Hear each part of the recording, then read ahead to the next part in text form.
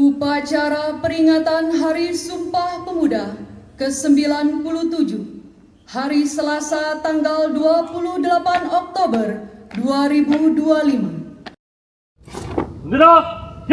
Upacara diikuti oleh seluruh pegawai, widiiswara serta peserta pelatihan dasar CPNS tahun 2025 gelombang ke-8. Undang-Undang Dasar Negara Republik Indonesia. Keputusan Kongres Pemuda Indonesia 1928. Ingatlah. Bertindak sebagai pembina upacara, Kepala BDK Palembang Saifuddin yang membacakan sambutan Menteri Pemuda dan Olahraga Republik Indonesia. Dalam sambutannya, disampaikan bahwa tema peringatan Hari Sumpah Pemuda tahun 2025 adalah Pemuda-Pemudi Bergerak, Indonesia Bersatu.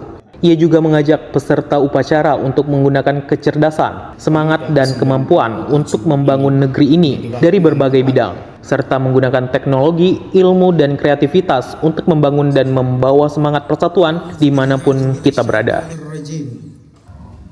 Upacara telah selesai dilaksanakan. Laporan selesai. Bubarkan. Baik, jadi baru saja dari Balai Diklat Keagamaan Palembang menggelar upacara Sumpah Pemuda.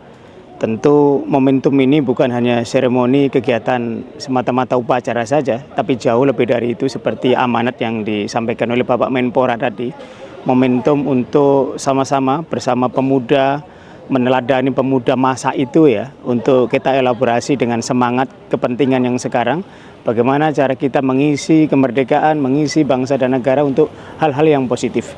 Balai Diklat Keagamaan Palembang tentu akan terus melakukan inovasi, penyesuaian dengan kebutuhan bangsa dan negara ya tentunya dalam rangka meningkatkan kompetensi ASN di lingkungan Kementerian Agama.